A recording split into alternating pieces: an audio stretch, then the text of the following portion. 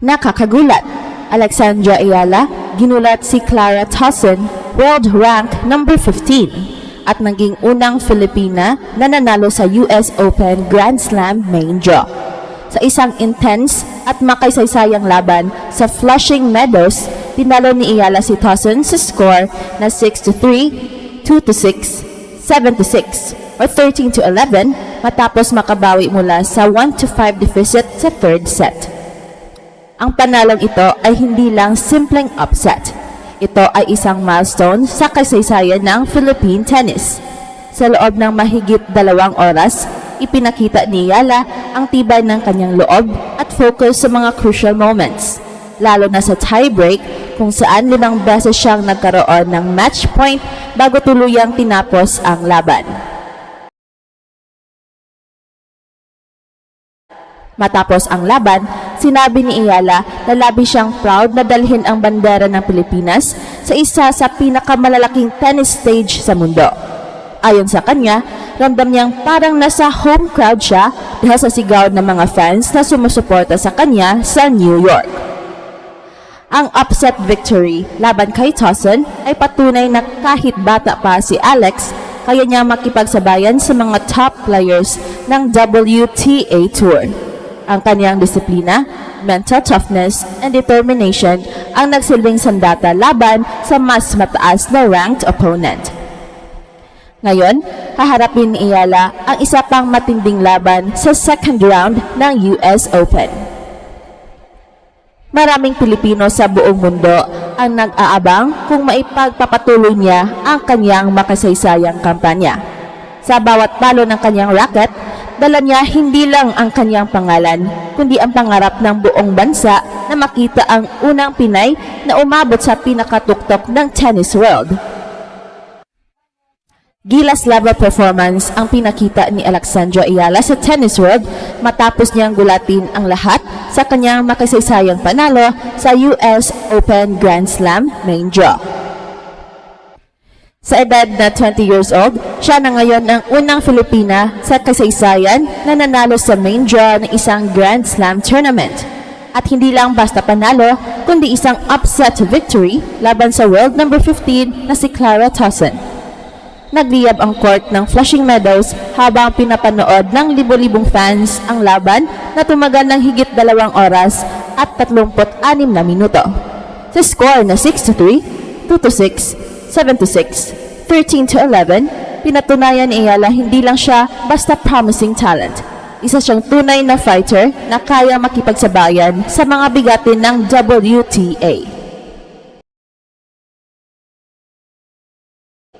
Sa unang set, mabilis na nakuha ni Alex ang momentum gamit ang kanyang consistent returns and powerful baseline shots. Ngunit sa second set, nakabawi si Tauson, pinwersa si Ayala sa mga long rallies and backhand exchanges.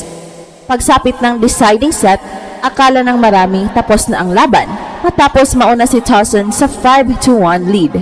Pero dito lumabas ang matinding puso at grit ng Pinay champion.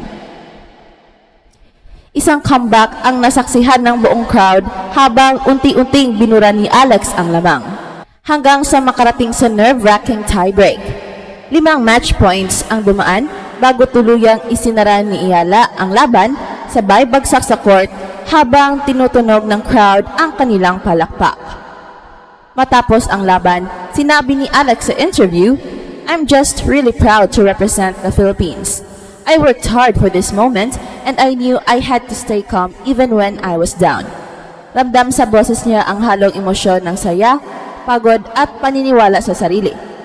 Sa panalong ito, hindi lang siya naglagay ng pangalan sa sports headlines, kundi nagsimula rin siya ng bagong kabanata sa kasaysayan ng Philippine tennis. Sa bawat palo, dala ni Ayala ang bandera ng bansa, at ngayon ang buong mundo ay napatingin sa kanya. Sa susunod na laban, makakaharap niya ang isa pang top seed sa second round ng US Open. Muling sinusubok ang kanyang composure and focus, pero kung basehan ang pinakita niyang determinasyon, malinaw na handa si Alexandra Ayala na lumaban para sa kasaysayan. Matapos ang kanyang makasaysayang panalo laban kay Clara Tauson, hindi lang ang mga Pilipino ang nagdiwang, kundi maging ang buong tennis community. Maraming international sports outlets ang naglabas ng headline tungkol sa Pinay sensation na si Alexandra Ayala na tinawag nilang the rising star from the Philippines. Ayon sa ilang analysts, isa ito sa pinakamalaking upset ng 2025 US Open. Ang world number 15 na si Tauson ay kilala bilang hardcourt specialist, may malakas na forehand and solid serve. Ngunit nahirapan siyang basahin ang laro ni Ayala. Sa bawat exchange, pinakita ni Alex ang disiplina ng isang batikang pro. Kalmado, matalino at walang takot. Ang kanyang footwork at timing sa baseline ay umani ng papuri mula sa mga commentators. Sa Pilipinas, nag-trending ang hashtag #ProudPinay and #Ayala at the US Open sa social media. Libo-libong fans, atleta, and celebrities ang nag-post ng pagbati at suporta sa kanya. Maging si Rafa Nadal Academy, kung saan siya nag-training sa Spain, ay naglabas ng mensahe ng pagbati at pride sa kanilang graduate. Para sa marami, si Ayala ang bagong mukha ng Philippine sports sa international stage. Pero sa kabila ng lahat ng hype, nananatiling humble si Alex.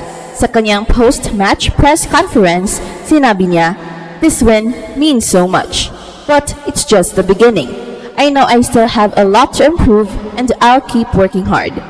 Pinakita niya na hindi siya nadadala ng spotlight, bagos mas lalo pa siyang nagiging determinado na magtagumpay. Ang kanyang kwento ay inspirasyon sa lahat ng batang Pilipino na nangangarap maging world-class athlete. Sa isang bansa na bihirang makakita ng tagumpay sa tennis, si Ayala ay naging simbolo ng pag-asa. Pinatunayan niyang kahit galing ka sa maliit na bansa, kayang mangarap ng malaki at makamit ito sa sariling disiplina at tiyaga. Habang papalapit ang kanyang second round match, patuloy ang dasal at suporta ng sambayan ng Pilipino. Kung mananalo muli si Ayala, siya ay papasok sa round of 32. Isang yugto na hindi pa nararating ng kahit sinong Pinoy tennis player sa Grand Slam history. Ngayon, hindi lang laban ni Alex ang nakasalalay. Ito ay laban ng buong bansa. Laban ng bawat batang nangangarap na minsan ding itaas ang bandera ng Pilipinas sa mundo. Habang nagpapatuloy ang US Open journey ni Alexandra Ayala, mas lalong lumalakas ang tiwala ng mga Pilipino na kaya niyang gumawa ng kaysaysayan. Ang kanyang panalo laban kay Clara Tauson ay hindi lang tagumpay sa court. Ito ay tagumpay ng determinasyon, pagsisikap at pusong Pilipino. Para kay Ayala, ang laban ay higit pa sa puntos o ranking. Ito ay representasyon ng lahat ng Pinoy athletes na patuloy na lumalaban sa kabila ng limitadong resources at suporta. Sa bawat palo ng kanyang racket, dala niya ang buong bansa, ang mga batang nangangarap at ang paniniwalang kaya ng Pilipino.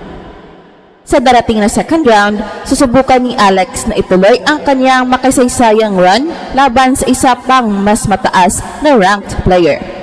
Ngunit sa ngayon, malinaw na.